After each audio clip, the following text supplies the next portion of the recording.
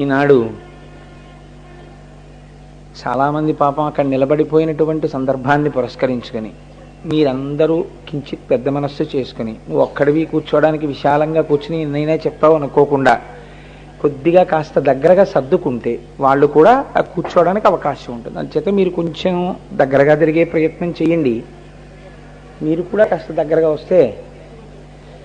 ఈనాడు నేను కాశీపట్టణం గురించి మీకు విజ్ఞాపన చేస్తాను అని చెప్పాను. కాశీపట్టణం గురించి నేను చెప్దాము అనుకునేసరికే కేవలము దర్శన మాత్రము చేత మన పాపములను తొలగించగలిగినటువంటి గంగ ప్రవహించి వచ్చింది. సాధారణంగా మనం కాశీ వెళ్ళి గంగలో మునక వేస్తే పాపక్షయం అవుతుంది. కానీ మన్ని తరింప చేయడానికి ఇవాళ గంగానదే ప్రవహించి వచ్చింది. నా గురించి అపారమైనటువంటి ప్రేమ కలిగినటువంటి గోపాలకృష్ణ గారు ప్రేమ పొంగిల్లినప్పుడు దోషాలు కూడా గుణాలుగా కనపడతాయి. అందుకని వారు అప్పుడప్పుడు అలా అంటూ ఉంటారు. అవన్నీ నిజంగా నా ఎందున్నాయి అనుకుంటున్నారేమో. నిజంగా ఏదైనా ఒక్క గుణం ఏదైనా ఉంటే అది మా గురుదేవుల యొక్క ప్రసాదం. ఇవాళ అటువంటి మహనీయులు సభలో ఉండగా నేను శివాష్టోత్తరం చెప్పించే కన్నా తరువాతి ఉపన్యాసం నేను చెప్తాను. ప్రతిరోజు ప్రదోష వేళలో మనం శివాష్టోత్తరం చెప్పుకుంటున్నాం కనుక ఇవాళ మా గురుదేవుల పాదములు పట్టి వారిని నేను ప్రార్థించేది ఏమిటంటే ఒక్కసారి మా అందరితో ఇవాళ శివాష్టోత్తరం మీరు పలికించండి, మేము పలుకుతాం, తర్వాత నా ఉపన్యాసాన్ని ప్రారంభం చేస్తాను. ఒక్కసారి గురువు గారిని తీసుకురండి. అక్కడి నుంచి చెప్పి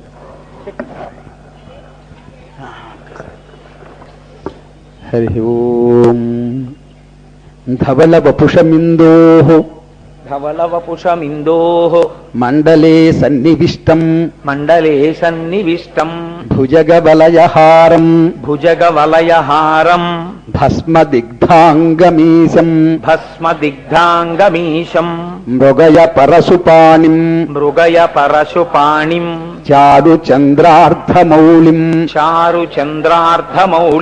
హృదయ కమల మధ్యే సంతతం చింతయామి శివో మహేశ్వర శంభుః పినాకీ శశిశేఖరః వామదేవో విరూపాక్షః కపర్దీ నీలలోహితః శంకరః శూలపాణిశ్చ ఖట్వాంగీ విష్ణువల్లభః శశి విష్టోంబికానాథః శ్రీకంఠో భక్తవత్సలః భవః సర్వస్త్రిలోకేశః శితికంఠః శివాప్రియః ఉగ్రః కపాలీ కామారీ అంధకాసురసూదనః గంగాధరో లలాటాక్షః కాలకాలః కృపానిధిః భీమః పరశుహస్తశ్చ మృగపానిర్జటాధరః కైలాసవాసీ కవచీ కఠోరస్త్రిపురాంతకః వృషాంకో వృషభారూఢో భస్మోద్ధూళిత విగ్రహః సామప్రియః సర్వమయః త్రయీమూర్తిరనీశ్వరః సర్వజ్ఞః పరమాత్మా చ సోమసూర్యాగ్నిలోచనః హవిర్యజ్ఞమయః సోమః పంచవక్త్రః సదాశివః విశ్వేశ్వరో వీరభద్రో గణనాథః ప్రజాపతిః హిరణ్యరేతా దుర్ధర్షో గిరీశో నఖః గిరీశో గిరిశో నగః భుజంగభూషణో భర్గో భుజంగభూషణో భర్గో గిరిధన్వా గిరిప్రియః గిరిధన్వా గిరిప్రియః వృత్తివాసాః పురారాతిః కృత్తివాసాః పురారాతిః భగవాన్ ప్రమథాధిపః భగవాన్ ప్రమథాధిపః మృత్యుంజయః సూక్ష్మతనుః మృత్యుంజయః సూక్ష్మతనుః జగద్వ్యాపీ జగద్గురుః జగద్వ్యాపీ జగద్గురుః వ్యోమకేశో మహాసేన వ్యోమకేశో మహాసేన జనకశ్చారు విక్రమః జనకశ్చారు విక్రమః రుద్రో భూతపతిస్థాణుః రుద్రో భూతపతిస్థాణుః అహిర్బుద్ధ్యో దిగంబరః అహిర్భూత్న్యో దిగంబరః అష్టమూర్తిరనేకాత్మ అష్టమూర్తిరనేకాత్మ సాత్విక శుద్ధ విగ్రహః సాత్విక శుద్ధ విగ్రహః శాశ్వతః ఖండ పరశుః శాశ్వత ఖండ పరశుః అజః పాశ విమోచకః అజపాశ విమోచకః మృడః పశుపతిర్దేవో మృఢ పశుపతిర్దేవో మహాదేవో వ్యయో హరిః మహాదేవో వ్యయో హరిః భూషదంతభిదవ్యగ్రో ఔషదంతభిదవ్యగ్రో దక్షాధ్వరహరో హరః దక్షాధర హరో హరః భగనేత్రభిదవ్యక్తః భగనేత్రభిదవ్యక్తః సహస్రాక్ష సహస్రపాత్ సహస్రాక్ష సహస్రపాత్ అపవర్గ ప్రదోనంతః అపవర్గ ప్రదోనంతః తారకః పరమేశ్వరః తారక పరమేశ్వరః ఏవం శ్రీ శంభుదేవస్య ఏవం శ్రీ శంభుదేవస్య నామ్నామష్టోత్తరం శతం నామ్నామష్టోత్తరం శతం శ్రీ శివాష్టోత్తర శ్రీ శివాష్టోత్తర శతనామ స్తోత్రం శతనామ స్తోత్రం సమాప్తం. సమాప్తం. హరి ఓం. ఇవాల్టి రోజున వారణాసి క్షేత్రం గురించి చెప్పుకుందామని నిన్నటి రోజున మీతో నేను ప్రస్తావన చేసి ఉన్నాను. వారణాసి క్షేత్రంలో వెలిసినటువంటి విశ్వేశ్వరుడు గురించి ఒక ప్రార్థనా శ్లోకాన్ని పెద్దలు చెప్తూ ఉంటారు. సానందమానందవనీ వసంత ఆనందకందం హతపాప బృందం వారణాసీనాథమనాథనాథం శ్రీ విశ్వనాథం శరణం ప్రపద్యే. మనకి శాస్త్రంలో జ్ఞాన మార్గమునందు నయ్యితి నయ్యితి నయ్యితి నయ్యితి అంటూ వెళ్ళినప్పుడు ఏ లక్ష్యాన్ని చేరుకుంటామో, భక్తి మార్గంలో శరణు శరణు శరణు శరణు అంటూ మీరు ఏ ఇంద్రియాల్ని మనస్సుని గెలవలేకపోతున్నారో మీ యొక్క బలహీనతని ఈశ్వరుడి పాదముల దగ్గర విజ్ఞాపన చేసి ఈశ్వరుడి యొక్క అనుగ్రహం చేత ఆ ఇంద్రియములను మనస్సును గెలవగలిగినటువంటి స్థితిని పొంది తత్కారణము చేత ఈశ్వరానుగ్రహంగా జ్ఞానాన్ని పొందినటువంటి వాడు కూడా అదే స్థితిని పొందుతాడు. అందుకే మనం ఈ శరణు అన్న మాట సాధారణంగా వాడుతుంటాం.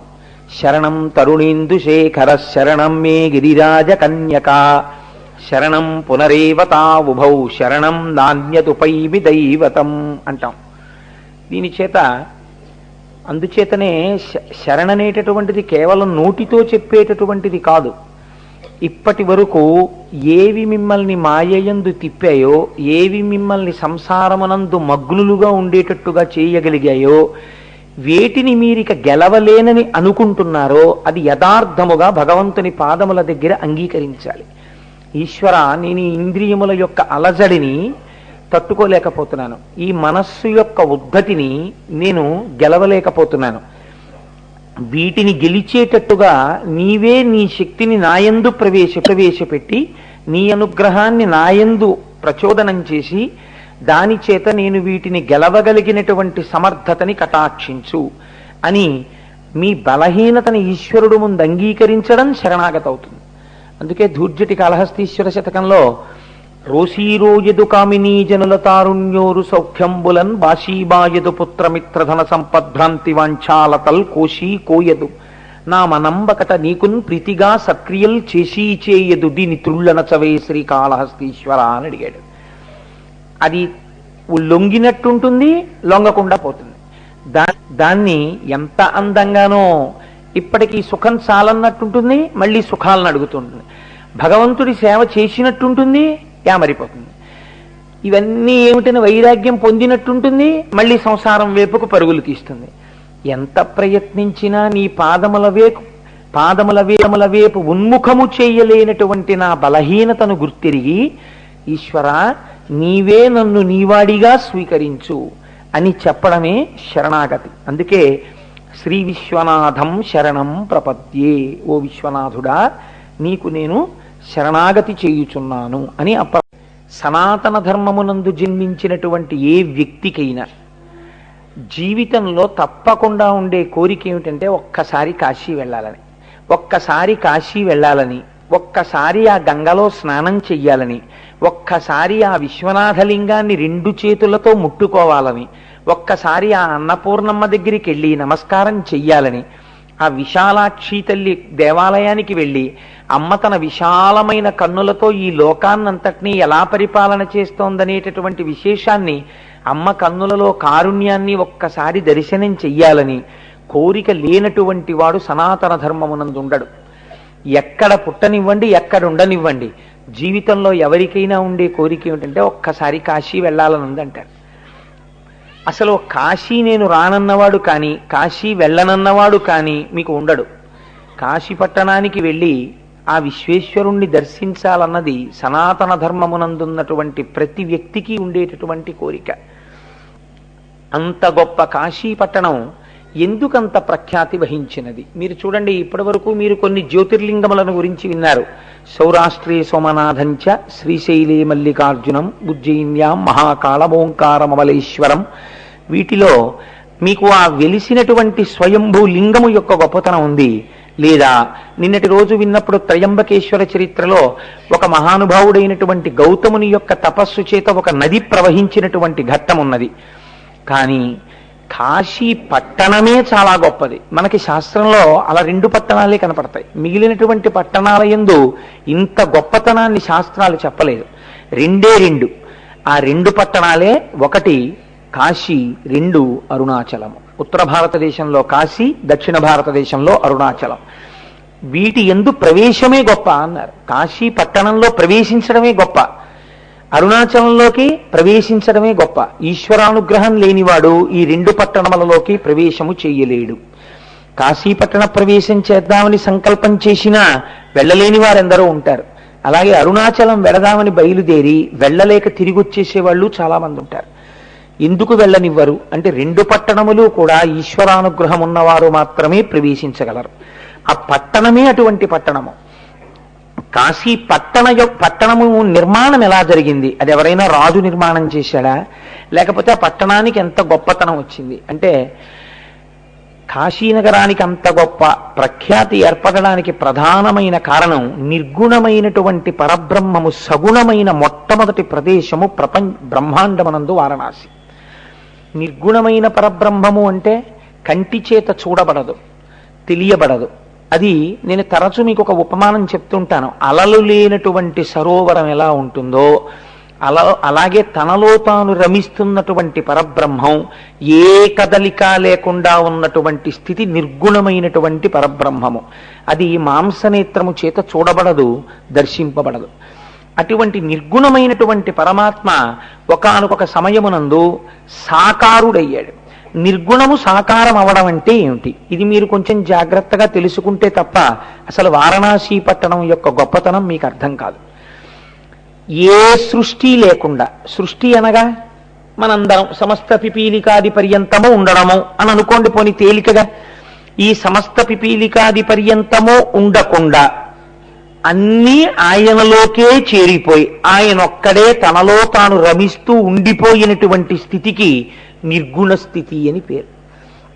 ఇప్పుడు ఆయనకి ఒక కోరిక పుడుతుంది, తానే అనేకము కావాలని. ఉన్నదా వస్తువే ఏకస్త్వమేవ బహుధా భవభాసిలోకే నిశంకధీర్ వృషభకేతన మల్లినాథ శ్రీభ్రామరి ప్రియ సుఖాశ్రయ లోకనాథ అంటారు. ఉన్న ఒక్క రూపం అనేకముగా కనపడాలి. గోక్షీరమేకం బహుభాండ రూప, ఒకే ఆవు పాలు అనేక కుండలలో ఉన్నట్టు. అలాగే సువర్ణవేకం బహుభూషణాని, ఒకే బంగారం అనేక ఆభరణాలుగా కనపడినట్టు. ఒకే పరమాత్మ అనేకముగా కనపడాలనుకుంటాడు. ఇలా అనుకున్నప్పుడు తత్వమునందు నిర్గుణము సగుణం అవడం అంటే ఆయనతో పాటు మాయాస్వరూపము కలుస్తుంది. ఈ మాయాస్వరూపమునకే అమ్మవారు అని పేరు. ఈ మాయాస్వరూపాన్ని అమ్మవారని పిలుస్తాం. ఈ మాయాస్వరూపము ఆవిడ అనుగ్రహం దొరకనంతసేపు లోకంలో తిప్పుతుంది. ఆవిడ అనుగ్రహం కలిగిందా ఈశ్వరుడి వైపుకి చేర్చేస్తుంది. రెండూ ఆవిడే చేస్తుంది. ఈ రెండిటినీ చెయ్యగలిగిన తల్లి కాబట్టే ఆవిడ శక్తి అపారము. ఆవిడ అనుగ్రహం లేకుండా శివుణ్ణి చేరలేరు. ఇప్పుడు ఆ మాయతో కలిసి వచ్చినటువంటి పరమాత్మ సగుణమైనాడు అని పిలుస్తుంది శాస్త్రం. అంటే ఇప్పుడు ఎందుకు మాయతో కలిసి వచ్చాడు అంటే అమ్మవారితో కలిసి ఇప్పుడు ఈ కంటి చేత చూడబడగలిగినటువంటి వాడిగా దిగి వచ్చాడు. అవ్యక్తమైనటువంటి పరబ్రహ్మము వ్యక్తమైంది. ఆ వ్యక్తం అవడానికి ముందు ఆ స్థితిలో ప్రకృతితో కలిసినటువంటి వాడై మాయతో కలిసినటువంటి వాడై మొట్టమొదట లోకంలో పార్వతీ పరమేశ్వరుల యొక్క దర్శనము ప్రారంభమైంది. ఇప్పుడు ఆయన అర్ధనారీశ్వరుడు అయ్యాడు. వామభాగమునందు అమ్మవారుంది, కుడి భాగమునందు ఆయనున్నాడు. ఎందుకు ఇలా మాయతో కలిసి ఆవిర్భవించాలి? దీనికి మీరు బాగా జ్ఞాపకం పెట్టుకోండి. ఇలా ఎందుకు చేయవలసి వచ్చినది అంటే దీనికి రెండు కారణాలుంటాయి. మొదటి కారణం వారణాసిలో ఇలా ఏర్పడడానికి కారణం సృష్టి జరగవలెను. అంటే ఇత పూర్వము సృష్టి లేదు, వారణాసి పట్టణమే లేదు. మీరు గుర్తుపెట్టుకోండి, సృష్టి ఉంటే కదా వారణాసి పట్టణం ఉంది. కాబట్టి ఆ స్థితిలో అర్ధనారీశ్వర స్వరూపము నిర్గుణములోంచి సగుణములోకి వచ్చేసరికి వారణాసి పట్టణము ఉన్నదా? లేదు, ఏమీ లేదు, జలప్రళయం అయిపోయింది. అటువంటి సమయంలో నిర్గుణమైన పరబ్రహ్మము సగుణమై వచ్చినది. ఈ సగుణమైన పరబ్రహ్మమును ఎవరైనా దర్శనం చేశారా? అప్పటి వరకు చూసిన వారు లేరు. అదే సృష్టిలో మొట్టమొదట పార్వతీ పరమేశ్వరులుగా వచ్చి నిలబడింది. అంతే తత్వంలో. కానీ ఇదే అర్ధనారీశ్వర తత్వం, ఇదే సగుణతత్వం వేరొకలా కూడా ఉంటుంది, ఇంకొక స్థాయిలో. దీన్ని వ్యాస మహర్షి దేవీ భాగవతంలో ప్రస్తావన చేస్తారు. సగుణ నిర్గుణాసాతు దిధా ప్రోక్తా మనీషిభి సగుణ రాగిభి సేవ్య నిర్గుణాతుర్ విరాగిభి అంటారు. నిర్గుణముగా ఉన్నటువంటి పరమాత్మని, అంటే ఏ రూపము లేనటువంటి పరమాత్మని కేవలము యోగులు, మోక్షకాంక్ష ఉన్నవాళ్లు మాత్రమే అలా ఉపాసన చెయ్యగలరు. అంతటా నిండిపోయిన పరబ్రహ్మమునందు మనస్సును లీనం చేస్తారు వాళ్ళు. కాదు, ఒక సాకారము ఉండకపోతే, ఒక రూపము ఉండకపోతే, ఆ రూపమునందు మనస్సు నిలబెట్టలేమనుకున్న వాళ్ళ కోసం అసలు కోరిక ఎక్కడ ప్రారంభం? నా మనస్సు భగవంతుడి యందు పెట్టలేనండి, ఏదో రూపం లేకపోతే. కాబట్టి ఇప్పుడు రూపాన్ని భగవంతుడు పొందాలి. వేదాహమేతం పురుషం మహాంతం ఆదిత్యవర్ణం తమసస్తు పారే సర్వాణి రూపాన్ని విచిత్య ధీర నామాని కృత్వాభివదన్యదాస్తే శృతి. ఏ స్వరూపమును పొందవలసినటువంటి అవసరము లేనటువంటి పరమాత్మ పరిత్రాణాయ సాధూనాం వినాశాయ చతుష్కృతాం ధర్మ సంస్థాపనార్థాయ సంభవామి యుగే యుగే. ఈశ్వర, ఏ రూపము లేనటువంటి నిన్ను ఈ రూపముతో చూడాలని కోరుకున్నటువంటి పరమ భాగవతోత్తముల కోర్కెను తిరస్కరించలేక అజాయమానో బహుదా విజాయతే అని ఒక రూపమును పొందవలసిన అవసరము లేని పరమాత్మ వాళ్ళు కోరుకున్న రూపాన్ని తాను పొందాడు. అప్పుడు సగుణమైంది. ఇప్పుడు ఈ సగుణమైతే మీకేం కలిసి వచ్చింది? ఇప్పుడు ఈ సగుణమునందు మీరు మనస్సు తొందరగా పెట్టగలరు. అప్పుడు ధ్యాన శ్లోకాలు వచ్చాయి. మీరు జాగ్రత్తగా ఒడిచి పట్టుకునే ప్రయత్నం చేయండి. ధ్యాన శ్లోకం ఎప్పుడు వస్తుందండి? ఒక రూపం ఉంటే, గాయత్రి చెయ్యాలనుకోండి, ముక్తా విద్రమహేమనీల ధవలఛాయైర్ముఖైస్త్రీక్షణై, అమ్మవారు 5 ముఖాలతో మీకు ప్రకాశించాలి. దీన్ని సగుణం అంటారు. అంత మాత్రం చేత గాయత్రి కేవలం 5 ముఖాలతో అలా సాకారంగా ఎక్కడో ఒక చోటు ఉండిపోయిందని దాని అర్థం కాదు. అంతటా ఉన్నటువంటి పరబ్రహ్మము నీ చేత అలా ధ్యానం చేయబడుతోంది సూర్యమండలాంతర్వర్తిగా. అదే అమ్మవారి స్వరూపం కాదు. అమ్మవారి స్వరూపము నీ చేత అటుల ధ్యానము చేయబడుతున్నది, అలా కనపడుతుంది. సుందరకాండలో హనుమ అమ్మవారిని ఎలా చూడాలనుకుంటున్నారో అలా కనపడింది ఆవిడికి. ఒకే సీతమ్మ శిశుపావృక్షం మించి చూస్తున్నటువంటి హనుమకి పూజనీయురాలిగా కనపడింది. అక్కడే నిలబడిన రావణాసురుడికి అనుభవైక వేద్యమైన స్త్రీగా కనపడింది. పాడు చెయ్యాలనుకున్నవాణ్ణి అలా పాడు చేసింది, ఉద్ధరించాలనుకున్నవాణ్ణి ఇలా ఉద్ధరించింది. ఏకకాలమునందు రెండూ చేస్తుంది. ఇది మాయా. కాబట్టి ఇప్పుడు ఒక స్వరూపం వచ్చిందనుకోండి, మీరు ధ్యానం చేస్తారు, ఏదో ఒక దాని యందు మనసు పెడతారు. మనసు పెట్టడం తప్పు కాదు. ఈ రూపమునందు నా మనస్సు బాగా మగ్నమవుతుంది అని ఒక రూపాన్ని పట్టుకోవడం ఎంత మాత్రమూ తప్పు కాదు. దానికోసమే ఈశ్వర స్వరూపాలు వచ్చాయి. కానీ ఒక రూపాన్ని పట్టుకుని ఈ రూపమే పరమాత్మ, ఈ రూపం కన్నా నేను ఇంకో రూపం భగవంతుడు కాదంటానంటాం పొరపాటు. అంతటా పరమాత్మే అనేక రూపాల్ని పొంది ఉన్నాడు ఆయన అవసరాన్ని బట్టి. ఈ రూపం మీకు ఎంతవరకు పనికొస్తుంది? మీ మనస్సు పెట్టడం వరకు పనికొస్తుంది. ఒక పంచదార బొమ్మ లేదా ఒక ఉప్పు బొమ్మ సముద్రపు యొక్క లోతు తెలుసుకుందామని సముద్రంలోకి ప్రవేశించి ప్రయాణం మొదలుపెట్టింది. అది సముద్రపు తడుగుకి చేరే లోపల సముద్రములో అంతర్భాగమై కరిగిపోయింది. ధ్యాన శ్లోకంతో ప్రారంభమైనటువంటి ఉపాసన ప్రారంభమై ఒక పరమాత్మ యొక్క స్వరూపాన్ని మనస్సుతో పట్టుకోవడానికి చేసేటటువంటి ప్రయత్నంలో ఇంద్రియములన్నీ వెనక్కొచ్చేసి మనస్సు లోపలికొచ్చేసి ధ్యానము చేస్తున్నవాడు, ధ్యానము చేయబడుతున్న వస్తువు, ధ్యానము అన్న మూడు చెరిగిపోయి ఒక్కటైపోతుంది. ధ్యాన జాతృజ్జేయ రూప మూడుగా ఉన్నది ఒక్కటిగా మారిపోతుంది. అప్పుడు ఏమయ్యారు? సోహం సోహం అహం బ్రహ్మాస్మి, మీరే ఈశ్వరుడు అవుతున్నారు. అప్పటికి ఆ రూపం మీకు పట్టుకోవడానికి ముందు కావాలి. నేను తరచు చెప్తూ ఉంటాను ఒక ఉదాహరణ. ఈ పట్టుకునేటటువంటి వస్తువు ఎటువంటిది? ధ్యానము చేత. అంటే మీరు గోడ దూకాలి అని అనుకున్నారనుకోండి, చిన్నప్పుడు హై జంప్ చేసేవాళ్ళు స్కూళ్ళల్లో ప్రాక్టీస్ చేస్తూ ఉంటారు.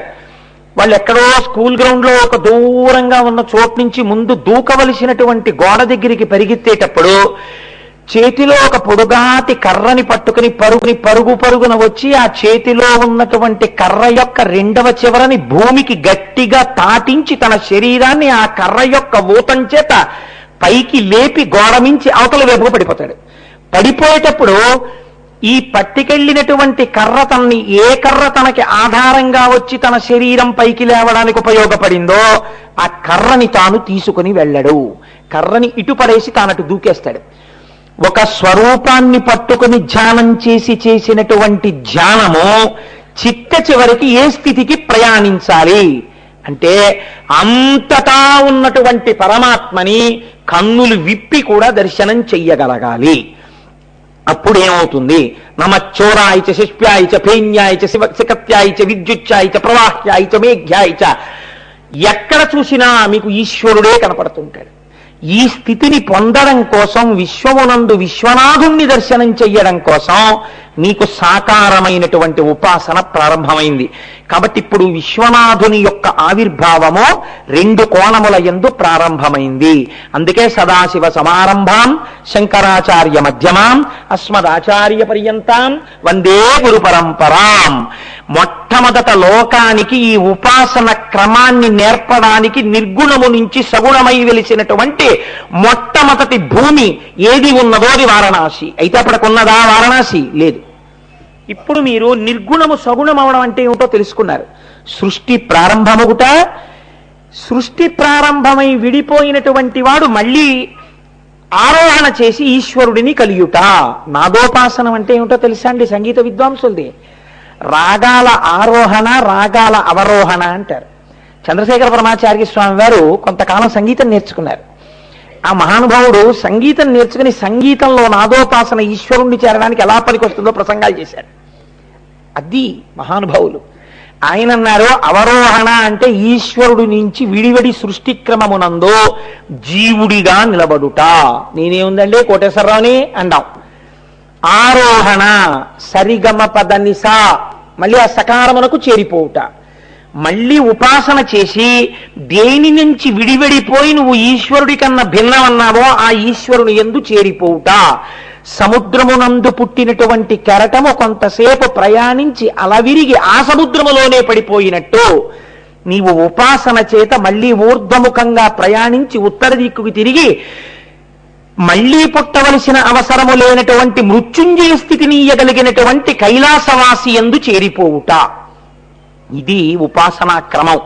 కాబట్టి మొట్టమొదట ఆది గురువుగా ఉపాసన క్రమాన్ని ఎక్కడ ప్రారంభం చేశాడో, ఎక్కడ సృష్టి క్రమాన్ని ప్రారంభం చేశాడో అలా ప్రారంభమైనటువంటి ప్రదేశమునకు మీరు సగుణము నిర్గుణము సగుణముగా వచ్చిన ప్రదేశము. ఇప్పుడు మీరు అసలు నిర్గుణము సగుణం అవడం అంటే ఏమిటో తెలుసుకున్నారు. ఇది పార్వతీ పరమేశ్వరులుగా మొట్టమొదట కనపడింది. తెల్లగా స్వామి, ఎర్రగా అమ్మవారు.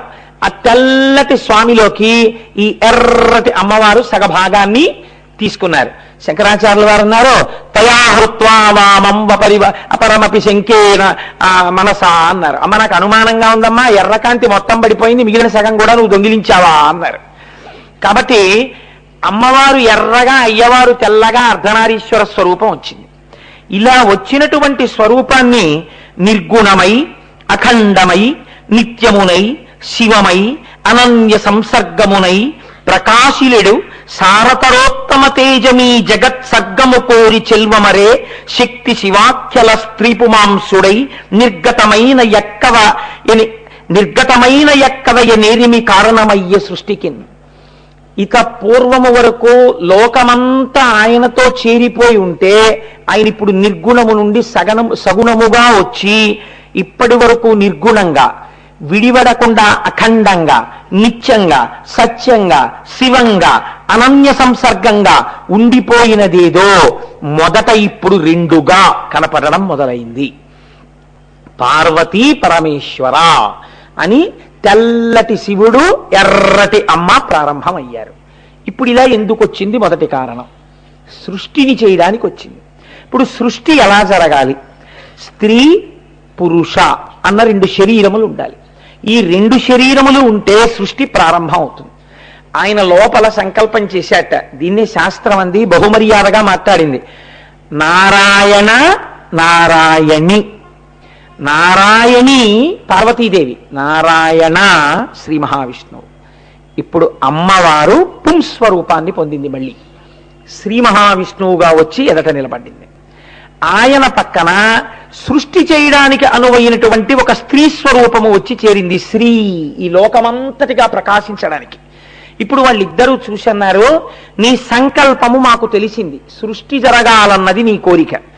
కానీ మేమేం చెయ్యాలి సృష్టి చెయ్యడానికి? ఇంత సృష్టి జరగాలి, ఏదో ఒకరినో ఇద్దరినో కంటం కాదుగా. కాబట్టి ఎలా ఇంత సృష్టి ఎలా జరుగుతుంది అని అడిగారు. అడిగితే ఆయన అన్నాడు తపించండి అన్నాడు. పరమశివుడు నోరు విప్పి నిర్గుణము నుండి సగుణమైన తరువాత ఆయన నోటి వెంట పలికినటువంటి మొట్టమొదటి మాట తపింపుడు. మీరు తపించండి, తపస్సు చెయ్యండి. వాళ్ళన్నారు ఎక్కడా? ఎందుకని? ఏం లేదప్పుడు, అంతా నీరే, నీటితో నిండిపోయింది. ఎక్కడ తపస్సు చెయ్యాలి అని అడిగారు. వెంటనే ఈశ్వరుడు చూసి ఒక పట్టణాన్ని సృష్టి చేశాడు. అంటే అసలు ఈ బ్రహ్మాండముల యందు సృష్టింపబడిన మొట్టమొదటి పట్టణము వారణాసి.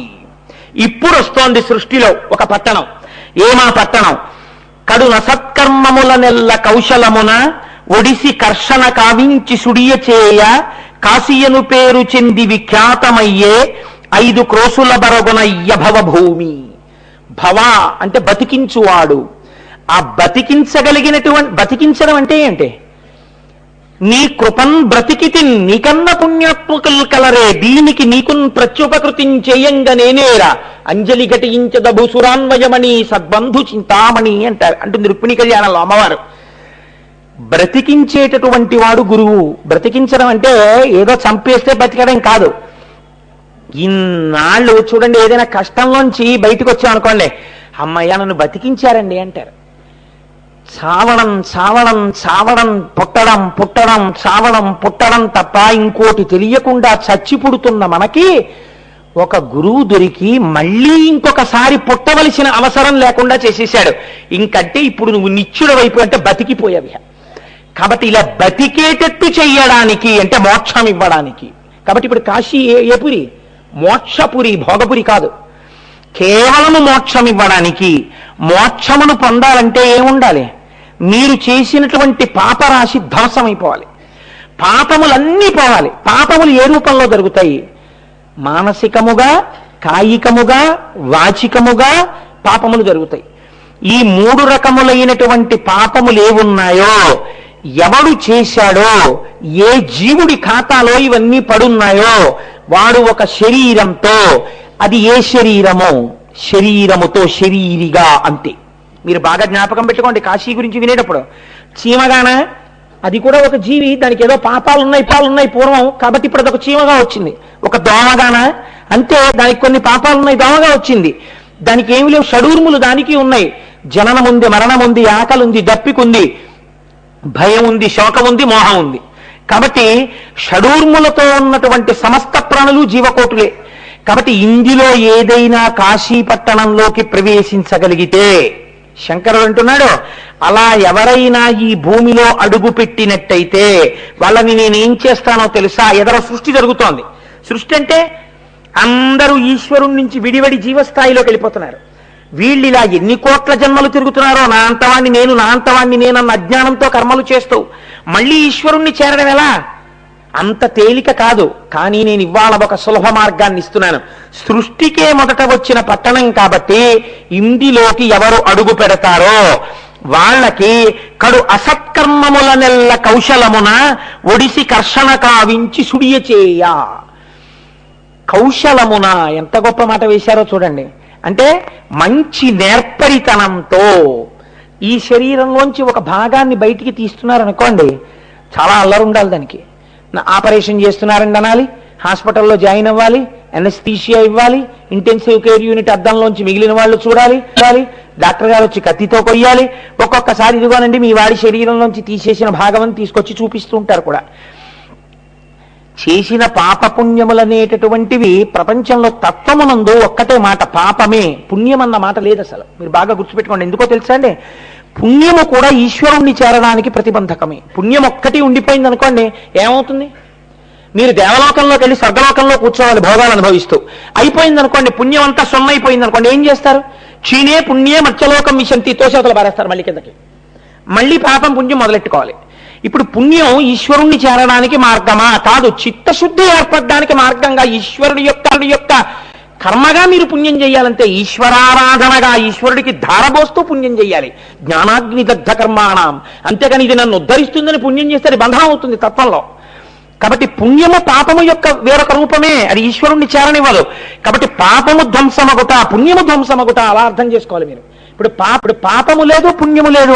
నాకు ఎంత పాపం ఉంది, ఎంత పుణ్యం ఉందండి? మీకు తెలియదు, నాకు తెలియదు.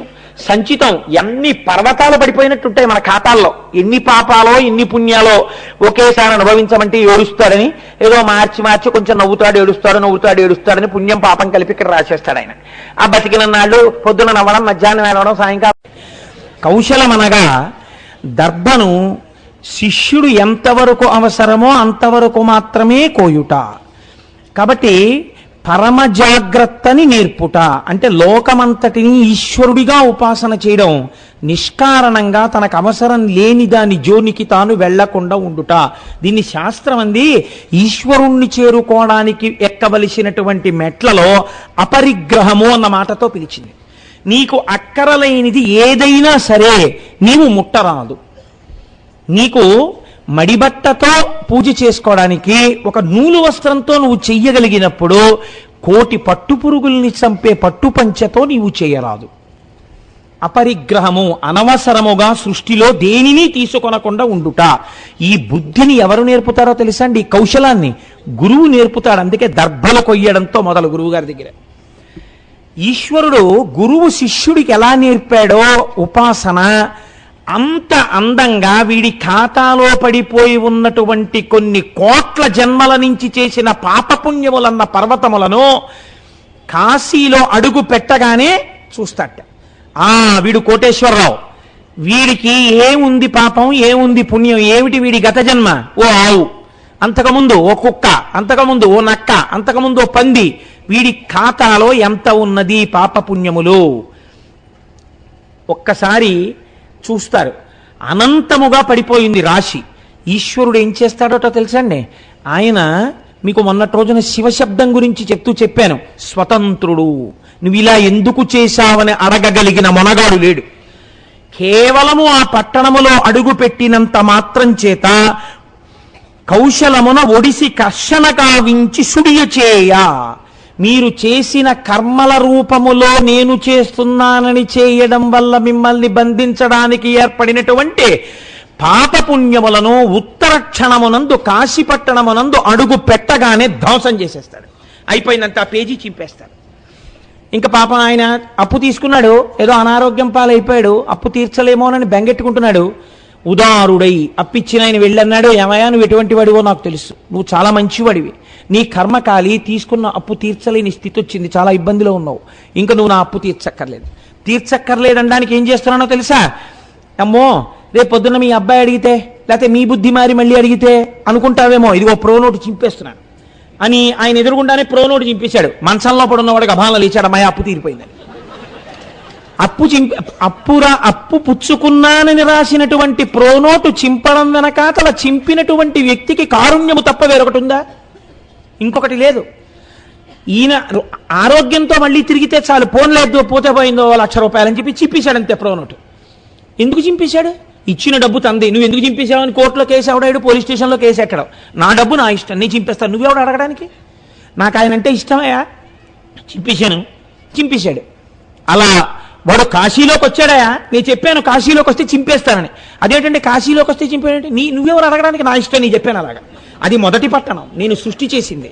అది సృష్టి చేసినప్పుడు నేను ప్రతిజ్ఞ చేశాను, ఎవడిక్కడికి వస్తున్నాడో వాడి పాపములను ధ్వంసం చేసేస్తానని చెప్పాను. చేసేస్తానంతే, నీకు అనుమానమా? అందుకే కాశీలో ఉన్నాడు అనుకోండి, కర్మ చెయ్యడా చేస్తాడు, కానీ పాపం లేదు పుణ్యం లేదు, వాడికి ఏ జ్ఞానం అక్కర్లేదు. పశువుగా ఉండనివ్వండి, అందుకే చచ్చిపోతే కాశీ వెళ్ళి చచ్చిపోమన్నారు. చచ్చిపోయేటప్పటికి కూడా ఏమీ ఉండదు అకౌంట్. ఎందుకు ఉండదు అంటే అదో చిత్రమైనటువంటి స్థితి కాశీపట్టణంది. ఎప్పుడు చేసినటువంటి పాపం అప్పుడే పోతుంది. యదహ్నాత్ కురుతే పాపం తదహ్నాత్ ప్రతిముచ్యతే, యద్రాత్ర్యాత్ కురుతే పాపం తద్రాత్ర్యాత్ ప్రతిముచ్యతే అని సంధ్యావందనంలో చెప్పినట్టు ఎప్పటి పాపం అప్పుడే సున్నా తీసేస్తుంటాడు విశ్వేశ్వరుడు. ఇంకేది? వాడు ఊపిరి వదులుదామనే వాటికి వాడికి పాపం లేదు పుణ్యం లేదు. ఇప్పుడు వాడు ఏం చేయాలి? మోక్షం పొందాలి. ఇది కౌశలమునా, ఇది ఈశ్వర ప్రతిజ్ఞ. అందుకే మన వాళ్ళు సంసార బాధ్యతలు తీరిపోతే కాశీకి వెళ్ళిన వాడు కాటికి వెళ్ళినట్టే. అంటే ఈ శరీరం అక్కడ వదిలేయడానికి వెళ్ళిపోయేవారు. ఇంకా మళ్ళీ మనకి ఇలాంటి అవకాశం వస్తుంది ఏమిట్రా, ఎందుకు వచ్చింది, ఇదే ఆఖరి జన్మ చేసేసుకుందాం అని వెళ్ళిపోయారు. ప్రయత్నపూర్వకంగా పొందడం కష్టం, కాశీ వెళ్ళి చచ్చిపోతే దరిద్రం వదిలిపోయిందని వెళ్ళిపోయేవారు. కాబట్టి కడు అసత్కర్మముల నెల్ల కౌశలమున ఒడిసి కర్షణ కావించి సుడియచేయ కాశీయను పేరు చెందివి ఖ్యాతమయ్యే 5 క్రోసుల బరగొన అయ్య భవభూమి. దాన్నే 5 క్రోసుల నగరంగా మహానుభావుడు పరమేశ్వరుడు తీర్చిదిద్దాడు. ఇయంచ శుభదాలోకే కర్మనాశకరీమత మోక్ష ప్రకాశికా కాశీ జ్ఞానదా మమ సుప్రియా. దీనే మూలంలో అందమైన మాటతో వ్యాఖ్యానం చేశారు. ఇయంచ శుభదాలోకే, ఆయన పేరే శివ. శివ అంటే శుభమును చేయువాడు. ఎటువంటి శుభం చేస్తున్నాడు? ఇవాళ జ్ఞానమిచ్చి శుభం చేస్తున్నాడు. ఏమా జ్ఞానము ఎలా వెడుతుంది మీరు చూద్దురు గాని కాశీపట్టణం గురించి. కర్మనాశకరీమత, అక్కడ చేసినటువంటి కర్మల వలన జన్మించినటువంటి పాపపుణ్యములన్నీ దగ్ధమవుతున్నాయి. మోక్ష ప్రకాశికా కాశీ, మోక్షమును ప్రకాశింపచేసినది కనుక కాశీ. జ్ఞానదా మమ సుప్రియ, అది జ్ఞానమిచ్చేటటువంటి క్షేత్రము కనుక అది నాకు అత్యంత ప్రియమైనటువంటి పట్టణమైనది. ఇప్పుడు ఈ 5 క్రోసుల కాశీ పట్టణాన్ని సిద్ధం చేసి పరమాత్మ అన్నారు, పరమశివుడు ఇక్కడ తపించండి అన్నారు. అంటే మహానుభావుడు శ్రీహరి కూర్చుని అక్కడ తపస్సు ప్రారంభం చేశారు. ఆయన తపస్సు ఎంత గొప్ప తపస్సు చేశారంటే, ఆయన తపస్సు చేస్తున్నప్పుడు ఆయన శరీరమునకు పట్టినటువంటి చెమట కింద కూడా నీటితో నిండిపోయింది, ఒక్క కాశీ మాత్రమే ఉంది. ఈ చెమట ఆకాశంలో నది కింద ప్రవహించి వెళ్ళిపోతోంది తెల్లటి రూపంలో. వెళ్ళిపోతుంటే ఆయన బహిర్ముఖుడయ్యాడు తపస్సులోంచి. అయి ఇలా చూశాడు, ఇతపూర్వం కిందే చూశాడు నీళ్లు, ఇప్పుడు అక్కడ కూడా వెళ్ళిపోతున్నాయి నీళ్ళు ఇలాగా. ఇదేమిటి, నేను తపస్సు ప్రారంభించినప్పుడు ఇక్కడ చూశాను నీళ్లు, ఇప్పుడు ఇలా కూడా వెడుతున్నాయి నీళ్లు అని చూశారు. ఆ నీళ్ళు ఎప్పుడు ఇలాగే వెళ్ళవు కదా, అవి ఇలా వెడుతూ ఇలా కిందకు వచ్చేస్తున్నాయి. వచ్చేసవి ఏం చేశాయి, అలా కిందకొస్తున్నటువంటి నీళ్ల వంక చూసి ఆశ్చర్యపోతున్నాడు. తాను కూర్చున్నటువంటి కాశీ పట్టణాన్ని ముంచెత్తేస్తోంది. శ్రీ మహావిష్ణువు యొక్క శరీరము నుండి పుట్టినటువంటి తపము యొక్క వ్యగ్రత చేత కలిగినటువంటి జలధార మళ్ళీ కాశీ పట్టణం నీటితో నిండుతోంది. ఇప్పుడు శంకరుడు చూశాడు, చూసి ఇది కాశీ పట్టణం విష్ణువు యొక్క తపము వలన కలిగిన జలధారల యందు మునిగిపోతోందని తన త్రిశూలము చేత పట్టి పైకెత్తాడు.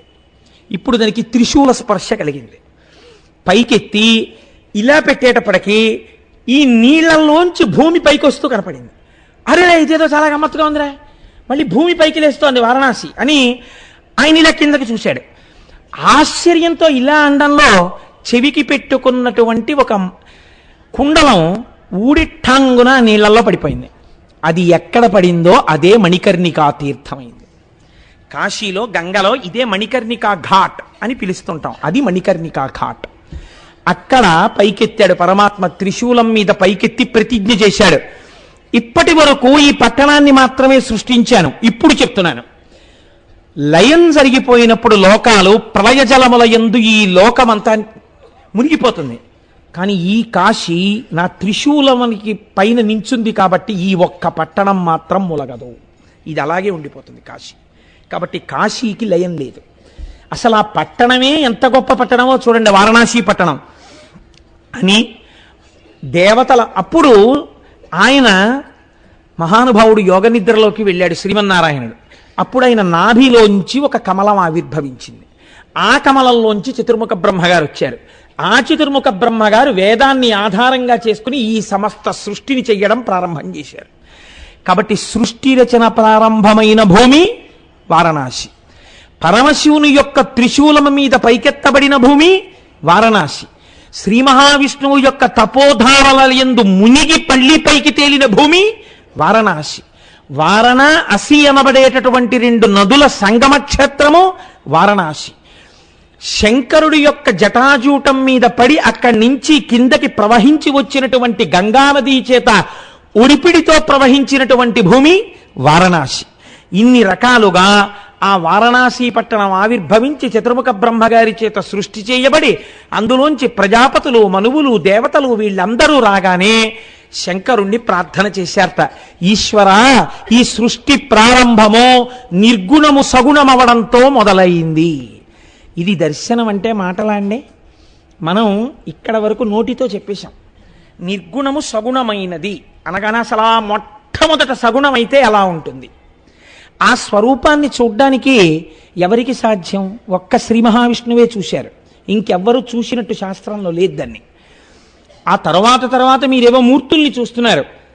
మహానుభావుడు శంకరుడు కైలాస శంకరుడు కాలడి శంకరుడిగా వచ్చాడు కనుక అలా వచ్చినటువంటి ఆ అర్ధనారీశ్వర స్వరూపం ఎలా ఉంటుందో ఆయన దర్శనం చేశారు శంకరాచార్యుల వారు.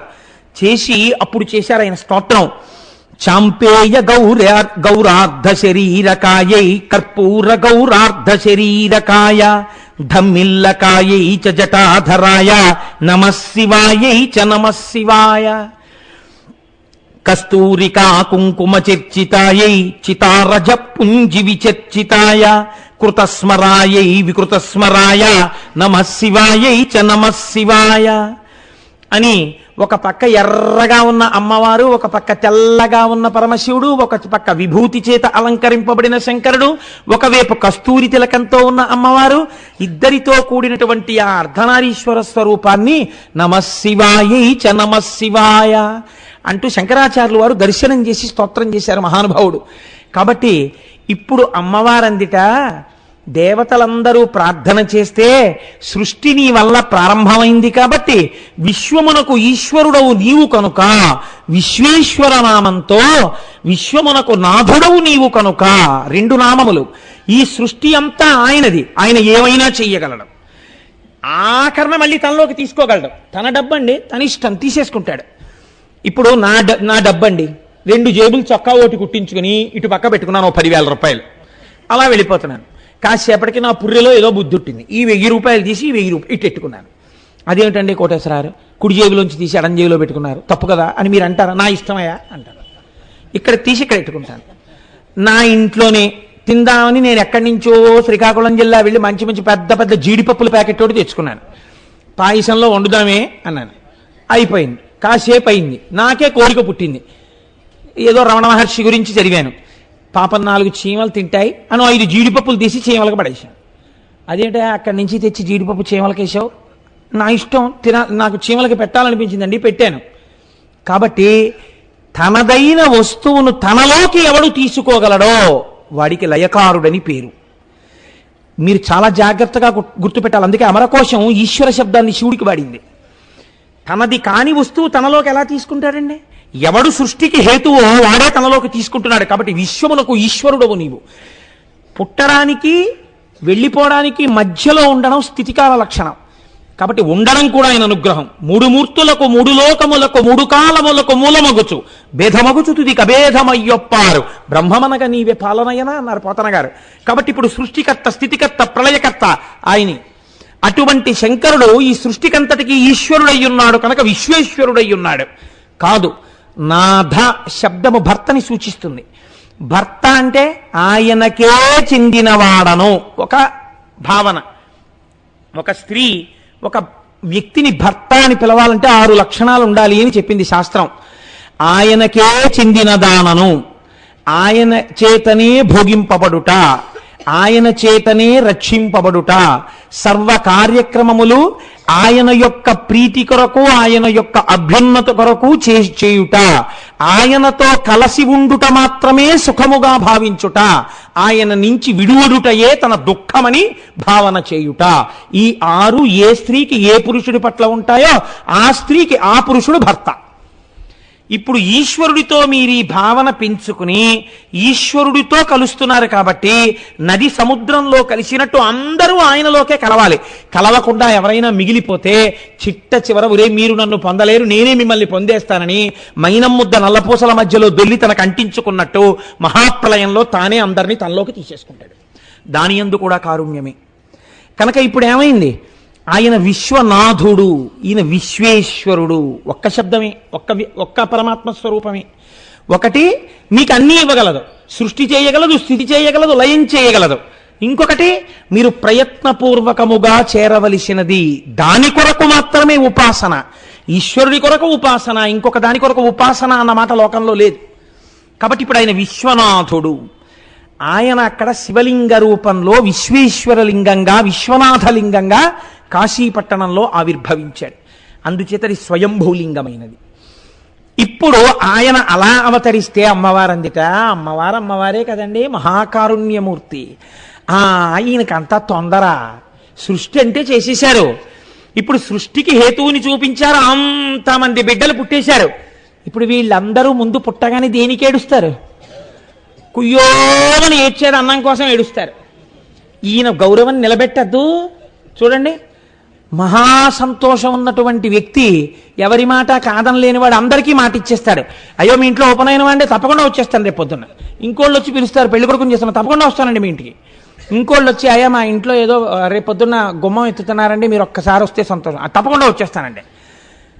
ఇంతలో గోపాలకృష్ణ గారు వచ్చి నీ మొహం ఇచ్చామని సాయంకాలం ఉపన్యాసానికి వచ్చేస్తానండి 6:30కి, కాబట్టి అన్నింటికీ వచ్చేస్తానంటాడు. అప్పుడు ఇవన్నీ ఎవరు వింటుంటారు? వంటింట్లో ఆవిడ విని రేపు పొద్దున్న 6ంటికి పలహారం చేసేయండి అంటాడు. అదేంటి 6ంటికి పలహారం ఎందుకే అంటే మీరు వెనక్కి ఇంటికి రావడానికి అసలు టైం ఎక్కడుంది? ఎన్నింటికి ఇచ్చేశారు దానకర్ణులు. కాబట్టి ఆఖరి మజిలీ తర్వాత నన్ను అలా ఆఫీసులో వదిలి మీ ఆఫీస్కి మీరు పోదురు కానీ పదండి అంటుంది. 6ంటికి పెట్టేస్తాను, ఏం చేస్తా ప్రారంభం 4:30కి లేచి పలహారం చేస్తాను, నైవేద్యం పెట్టుకు తినేయండి అంటుంది. తాను పరమజ్ఞాని, ఆయన గబగబా సృష్టి చేశాడు. ఇప్పుడు ఈ సృష్టి నిలబెట్టడానికి అన్నం ఎవరు పెట్టాలి? వైష్ణవి ఆవిడే, నారాయణి ఆవిడే. కాబట్టి ఇప్పుడు ఆవిడట అడిగితే పెట్టింది అమ్మ ఎందుకు అవుతుంది? ఏడవగానే పెట్టింది అమ్మ అవుతుంది కదండి. నాన్నకి ఏడిస్తే తెలుస్తుంది, ఎరా ఏడుస్తున్నా అంటే ఆకలేస్తుంది నాన్నగారండి ఎంతసేపు తిప్పుతారని, ఓ మర్చిపోయిన రోజు ఏదో హోటల్ చూద్దాం ఉండంటాడు.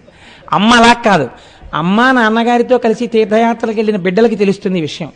ఏమంటే పిల్లాడికి పాపం పొద్దున్న 8ంటికి ఏదో ఒకటి తినేసి స్కూల్కి వెళ్ళిపోవడం అలవాటు, 9 అయిపోయింది వాడు నకనకలా ఆడిపోతున్నాడు ఏదైనా పెట్టించండి అంటుంది. తండ్రికి అప్పటి వరకు ఏం తెలియదు, అటుగుళ్ళు కూడా చూసి వచ్చేద్దాం అంటుంది. అమ్మ కడుపు తొడుగుతుంది. కాబట్టి ఇప్పుడు ఆవిడ ఎలా వచ్చిందోట తెలుసా అండి? అన్నపూర్ణగా వచ్చిందిట. నేను ఈయన చేత సృష్టింపబడిన ఈ సమస్త లోకానికి అన్నం పెడతాను. ఎలా పెడతానో తెలుసా? తరగనటువంటి పాత్ర పట్టుకుని పాయసాన్ని కోరికలు కూడా తీర్చేయడానికి మణిగణ ఖచ్చితమైన తెడ్డుతో ఇలా పట్టుకుని ఉంటా. అమ్మా అన్నమే పాపం, అమ్మా అనేటప్పటికీ అయిపోయింది వడ్డించేసాను వంట అంటుందమ్మ. సాధారణంగా మీరు చూడండి పిలుపుని బట్టి పసిగట్టేస్తుంది ఆవిడ. 5 నిమిషాలు తక్కువ 8 అయిపోయింది అనుకోండి, పిల్ల అమ్మ అందనుకోండి అయిపోయింది, క్యారేజీ సదనం అయిపోయింది, నువ్వు వచ్చి తినేస్తే చాలు, పళ్ళెల్లో సర్దేసా, పళ్ళెల్లో కలిపేశాను కూర కూడాను, లెమ్మంటే లేవో 7:15కి లేస్తావు. లేచింది ఆలస్యంగా పిల్ల, దానికోసం పప్పు అన్నం కూడా కలిపి పెట్టేది అమ్మ, కంగారు పడుతూ చెమటలు కక్కుతూ.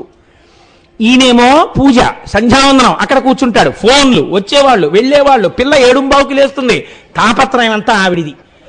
కాబట్టి నిర్వహణ కోసమని అన్నం పట్టుకుని వచ్చింది కారుణ్యమూర్తి అయి మా అమ్మ. అమ్మ ఆవిర్భావం చూడండి ఎంత గొప్ప క్షేత్రమో ఆ కాశీ. పరశివశక్తియుం తనదు భర్త శివుండట విశ్వభర్తనారగడు దివ్యలింగమయి వాసము చెందుట చూచి తాను సంబరమున అన్నపూర్ణయను భాస్వరనామము దాల్చి చేరి శంకరు కెలనన్ వసించే మునికాంతలెరింగి చలంగి పొంగగాన్. ఎంత గొప్ప పద్యాలు వేసేశారండి మహానుభావుడు. పరశివశక్తియుం తనదు భక్త శివుండట విశ్వభక్తనావరగడు దివ్యలింగమయి వాసము చెందుట చూచి తాను సంబరమున అన్నపూర్ణయను నామము. తన భర్త విశ్వభర్తయ్యి అక్కడ కూర్చుంటే నేను అన్నపూర్ణనై అందరికీ అన్నం పెడతానని మునికాంతలందరూ సంతోషపడేటట్టుగా ఆ శివశక్తి ఏది సృష్టికి హేతువైందో అదే అన్నం పెట్టడానికి ప్రకృతిగా మారింది. దీన్నే మహానుభావుడు పేరాల భరతశర్మ గారు దర్శనం చేశారు. ఒక్కడు ఎంగుముఖంబునను మరొక్కడు అరుముగాలతోడ నీ ఎక్కున పాలుదావా జగమంతయు బిడ్డలు కన్న తల్లి నీడెక్కడ నుండి చెప్పెదగో ఇనబింబము చంద్రబింబమున్ తక్కక నీయురంబనను దల్పకయున్న అహర్నిశల్ సతీ అన్నారు. అమ్మా మేము బిడ్డలమేగా, మేము పుట్టిన వాళ్ళమేగా, మా అందరికీ నువ్వేగా అమ్మవి, మేం బతకాలంటే నీ పాలు తాగాలిగా, క్యూలో నించుంటే మాకు టర్న్ ఎప్పుడు వస్తుంది? ఒక ఆయన ఏనుగు ముఖంతో తాగేస్తున్నాడు, ఒక ఆయన 6 ముఖాలతో తాగేస్తున్నాడు. ఇద్దరు ఎవరు? ఒకరు విఘ్నేశ్వరుడు, ఒకరు సుబ్రహ్మణ్యుడు. వీళ్ళిద్దరూ తాగాక ఇంకేముంటాయమ్మా అని పిల్లలందరూ ఆకలితో నిలబడ్డారని అమ్మవారు వెంటనే సూర్యుణ్ణి చంద్రుణ్ణి తన స్థనములుగా సృష్టించిందిట. సూర్యబింబము చేత పంటలు పండుతాయి, సూర్యకాంతి చేత. చంద్రబింబము చేత ఎక్కువ తినేస్తే వచ్చిన జబ్బు ఔషధుల వలన తగ్గుతుంది. అందుచేత రెండింటినీ అమ్మవారి స్థనములుగా ప్రకాశింపచేసిందిట. కాబట్టి లోకము అమ్మవారు చేత పోషింపబడుతోంది ఆ తల్లి చేత. కాబట్టి ఇటువంటి అన్నపూర్ణతత్వాన్ని చూసి పొంగిపోయారట మునికాంతలమ్మ. ఇవాళ ఎటువంటి స్వరూపాన్ని పొందావమ్మా. అందుకే మీరు చూడండి, పూర్వం ఎక్కడైనా భోజనాలు పెడితే వెంటనే ఏదో దూడల్ని వదిలేసినట్టు తినేసేవారు కాదు. ఒక్కసారి కూర్చుని నిత్యానందకరీ వరాభయకరీ సౌందర్య రత్నాకరి నిర్ధూత కిల ఘోర పావనకరీ ప్రత్యక్ష మహేశ్వరి ప్రాళేయాచల వంశ పావనకరీ కాశీపురాధీశ్వరి భిక్షాం దేహి కృపావలంబనకరీ మాతా అన్నపూర్ణేశ్వరి అనేవారు. ఎవరో ఒకరు పెద్దలు ఉంటారు సభలో, అయ్యా ఒక్కసారి ఒక్క పద్యం పాడండి అనేవారు. అంటే వారు ప్రారంభంలో ఒక్కసారి నిత్యానందకరీ వరాభయకరీ అని వారు పాడితే ఇప్పటికీ ఎన్నో మఠాల్లో అన్నదానం జరిగే చోట గోడల మీద ఈ అష్టకం ఉంటుంది. శంకరాచార్య కృతం అండి మహానుభావుడిది. ఆయన ఆ అష్టకంలో కనీసం ఒక్క పద్యం చదివి, ఒక శ్లోకం చదివి, అమ్మా ఇది నువ్వు పెట్టిన అన్నమమ్మా అని తింటే ఎంత అమ్మకి ఏం కావాలండి ప్రపంచంలో? అమ్మ 10,000 రూపాయల పట్టుపంచి అడగదు, పట్టుబట్టు అడగదు, అమ్మా అన్న పిలుపు అడుగుతుంది అంతే. మీరు చూడండి, అమ్మ దగ్గరికి వెళ్ళి అమ్మ బాగా ఎక్కువ కాలం బతకడానికి హేతు ఏమిటో తెలుసా అండి? అమ్మా అమ్మా అమ్మా అమ్మా అని 10 మాటలు పిలవడమే. కడుపున పుట్టిన బిడ్డ ఎవ్వరైనా సరే అమ్మని అమ్మా అమ్మా అమ్మా అని 10 మాటలు పిలవకపోతే అమ్మ ఆయుర్దాయం తగ్గించిన వారే ఆ బిడ్డ. ఆవిడ ఏం అడగదు మిమ్మల్ని. ఆవిడ అడిగితే ఒకవేళ నిజంగా అటువంటి తత్వం ఉంటే ఆ దోషం ఆవిడితో ఉంటుంది. అలా అనడానికి శాస్త్రం ఒప్పుకోదు. కుపుత్రోజాయే తత్కచిదపి కుమాతాన భవతి. కానీ మీరు మాత్రం అమ్మా అమ్మా అమ్మా అమ్మా నోరారా అనవలసిందే. ఆ మాట అమ్మ ఆయుర్దాయాన్ని పెంచుతుందండి. అంత బిజీ డాక్టరు ఐవీరావు గారు తెల్లవారకట్ట వాళ్ళ అమ్మగారి దగ్గరికి వెళ్ళి మంచం మీద కూర్చుని, అమ్మా లేచావా, అమ్మ తిన్నావా, ఇవాళ బూరులు వండారమ్మా తిను అంటే, ఏం తింటాను రా, షుగరు అంటే, నేను ఉండగా నీకేటమ్మా, తినే 2 బూర్లు ఇంజక్షన్ చేసేస్తాను. రావు గారి మాటలకి బతికారు వాళ్ళ అమ్మగారు చాలా కాలం. అది సంస్కారం అంటే. కాబట్టి అమ్మా అని అనగలగాలి. నీ శరీరము అన్నవికారము. ఆ తల్లి శార్వాణి అయి నీకు అన్నం పెడుతోంది, పంట పండిస్తోంది.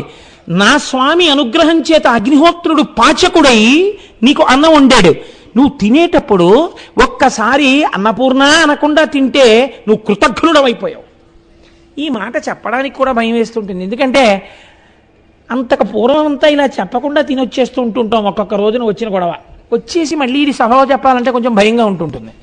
కాబట్టి మనం ఇది ఒక మంచి అలవాటు చేసుకుంటే మళ్ళీ మన పూర్వవైభవం వస్తుంది. ఏదీ లేకపోయినా కృతజ్ఞత మీరు ఒక అలవాటు చేయండి. మీ ఇళ్లలో శుభకార్యాలైనప్పుడు మొట్టమొదటి పంక్తి యందు మీరు పుస్తకం పట్టుకుని నిత్యానందకరి వరాభయకరి ఈ శ్లోకం వచ్చినా మీకు రాకపోయినా ఒక్కొక్క మాట చెప్తాం, మీరు చెప్పి అన్నం తినండి, మీరు చెప్పి అన్నం పెట్టడం ప్రారంభం చేయండి. లోకంలో అనావృష్టి లేకుండా అందరికీ అన్నపానాలు దొరుకుతాయి.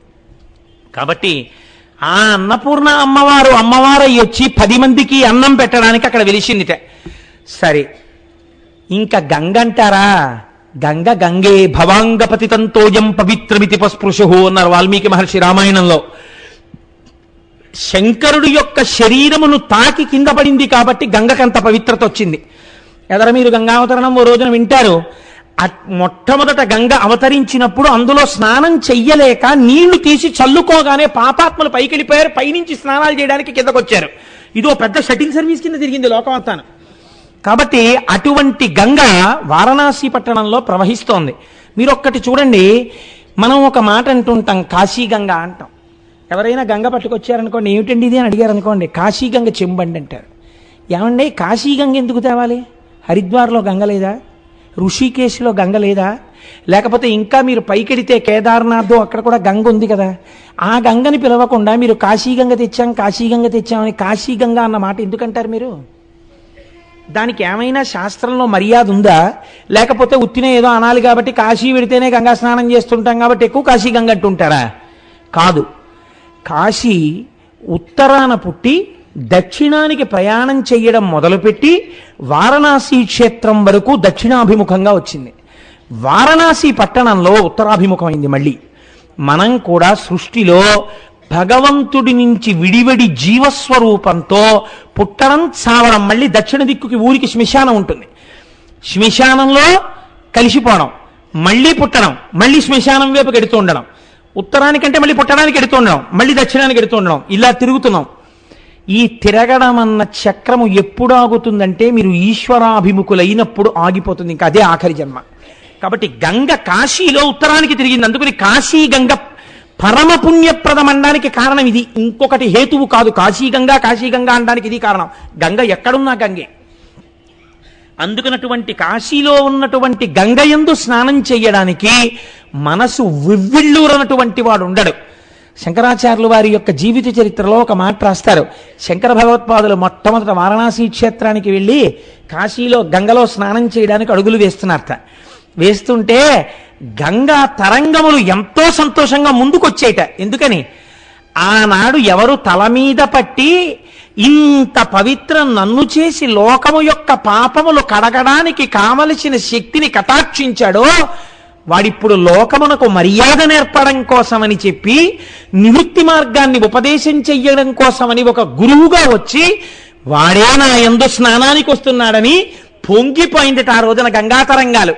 అటువంటి గంగ చంద్రశేఖరులు ఎన్ని మాటలు స్నానం చేశారో, ఎంతమంది యతులు చేస్తారో, ఎంతమంది సన్యాసులు చేస్తారో, ఎంతమంది పండితులు చేస్తున్నారో, ఎంతమంది మహాపురుషులు చేస్తున్నారో అటువంటి గంగయందు మనం కూడా స్నానం చెయ్యగలగడం జీవితంలో అదృష్టహేతు. ఆ గంగ గురించి ఒక మాట చెప్తారు.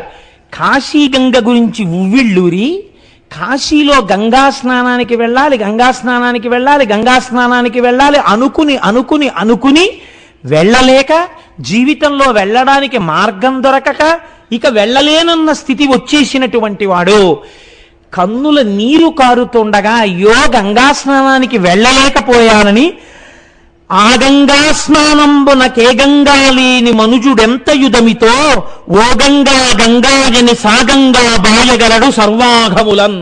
కాశీ గంగకి శక్తి ఉంది.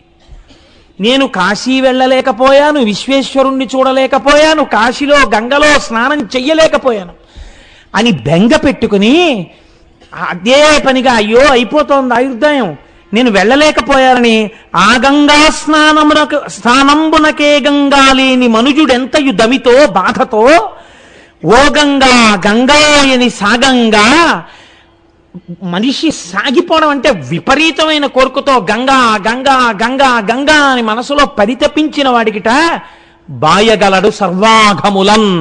అలా పరితపించిన వాడు గంగలో స్నానం చేసినటువంటి ఫలితాన్ని ఇచ్చి పాపాలు తీసేస్తారట. ఇది గంగ గొప్పతనం, కాశీ గంగది. మీరు వెళ్ళి స్నానం చెయ్యక్కర్లేదు, ఒంట్లో ఓపికుండి కూడా ఈ శ్లోకం చెప్పమని కాదు. ఏ కారణం చేతనో కాశీ వెళ్ళలేకపోయి ఇక ఈ శరీరముతో నేను కాశీ వెళ్ళలేననేటటువంటి స్థితి అనుకోకుండా ఏర్పడిపోతే అలా పరితపించిన వాడికి గంగా స్నాన ఫలితం ఇచ్చి పాపాలు తీస్తారన్నారు. మీకు ఇంకో చిత్రం తెలుసా అండి? పోతన గారు భాగవతంలో చెప్పారు. పరీక్షిత్ గంగా ఆ ఒడ్డున ప్రాయోపవేశం చేసినప్పుడు గంగ దగ్గరికి వెళ్ళి ఇలా నిలబడగానే, అమ్మా గంగా స్నానానికి వచ్చానమ్మా అంటే చాలట, అమ్మా నీలో మునక వేద్దామని వచ్చానమ్మా అంటేట, అమ్మా అని పిలిచిన నరు పొమ్మా అని ముక్తి కడకు బుత్తువట. లిమ్మా నీ రూపముతో రమ్మా నాకెదురంగ గంగ రమ్యతరంగా అంటారు పోతన గారు.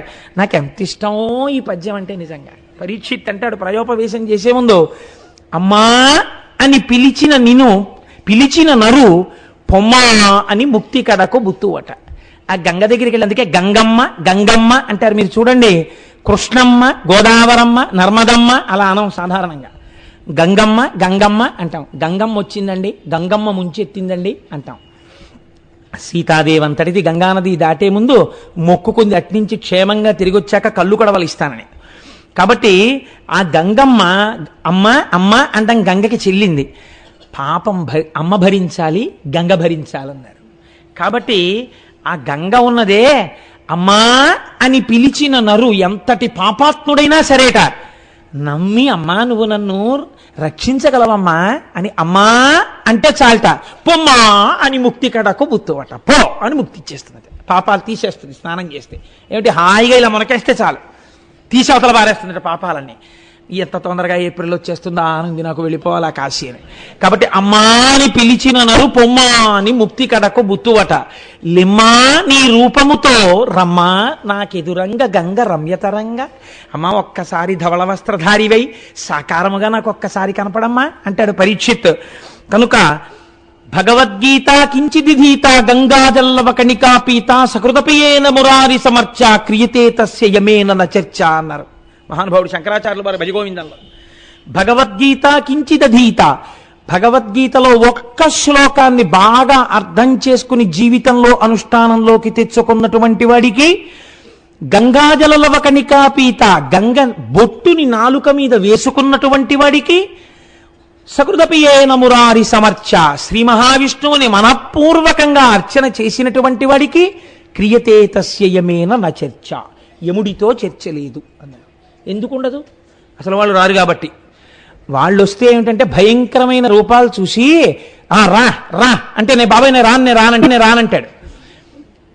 చక్కగా శివపార్షదులో విష్ణు పార్షదులో వచ్చారనుకోండి, ఎంత ఆనందమో, ఆనందంతో వాళ్ళని చూస్తుండడంలోనే వాళ్ళతో కలిసిపోతాం. కాబట్టి చర్చ లేదంటే మోక్షం పొందుతాడు అని. కాబట్టి ఆ గంగా స్నానం అంత గొప్ప గంగా స్నానం.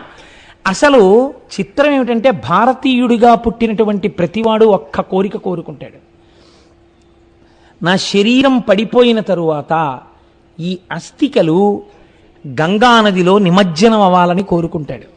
నాకైతే అనిపిస్తుంది అసలు ఈ భారతదేశంలోనే కాదు, ఎక్కడెక్కడ చనిపోయినటువంటి ఎన్ని కోట్ల మంది యొక్క అస్థికలు గంగా నదిలో నిమజ్జనం అవుతున్నాయో. నేను ఒకసారి ఆశ్చర్యపోయానండి. నాతో చాలా మంది ఉన్నారు. నేను త్రయంబకంలో గౌతమీ నది ఒడ్డున నిలబడి చూస్తుంటే పిడతతో తీసుకొచ్చి ఒక ఆయన తండ్రి గారివో తల్లి గారివో అస్థికలు కలుపుతున్నారు. నా పక్కన యాదృచ్ఛికంగా బహుశా పరమశివుడే అలా నిలబడి ఉంటాడు, ఒక సైంటిస్ట్ ఒక ఆయన నిలబడి ఉన్నారు. నేను యథాలాపంగా నా పక్క వాళ్ళతో, ఇలా కలుపుతారు కదా, ఈ నది పరివాహక ప్రాంతం కింద ఎన్ని ఎముకలు నిలబడిపోయి ఉంటాయో, తొందరగా కరగవు కదా ఎముకలు అని ప్రస్తావన చేస్తుంటే ఆయన నాతో ఒక ఆశ్చర్యకరమైన విషయం చెప్పారు. ఈ విషయంలో ల్యాబొరేటరీస్లో టెస్ట్స్ అయ్యాయండి. గంగా జలాలకి త్రయంబకంలో ఉన్న గోదావరి జలాలకి ఒక శక్తి ఉంది, ఎముకని కూడా అతి తొందరగా కరిగిపోయేటట్టు చేసేస్తాయి. ఎముకలు కరిగిపోతాయి ఇక్కడ నీళ్ళల్లో, ఏమి శక్తో తెలియదు. అసలు కల్మషం అన్నది ఉండదు. ఎప్పుడు ఎన్ని అందులో కలిసిపోతున్నా గంగే.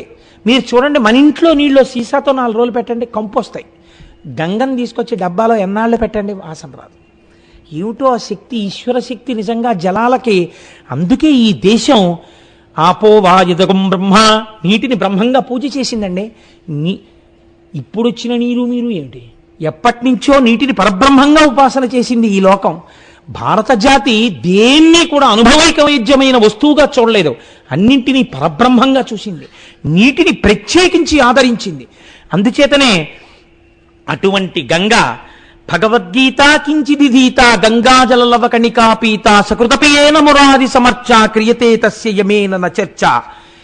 శాస్త్రంలో ఒక మర్యాదతో కూడిన మాట చెప్తారు. భార్య అంటే ఏమిటండి? శాస్త్రంలో భార్య అంటే దానికి అత్యంత ప్రాధాన్యత కలిగినటువంటి మాట ఒకటి చెప్తారు. భార్య అనగా పురుషుని విశ్రాంతి స్థానము. ఎంత గొప్ప మాట చూడండి.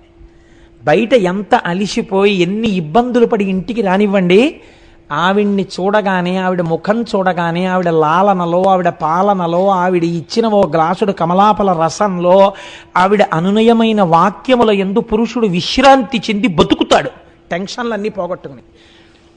ఆవిడే గయ్యాళై నీ అంత చేతకాని మొగుడని ఎదురు తిరిగితే భర్తని చంపుకు తిన్న పాపం ఉన్న పెళ్ళం అది.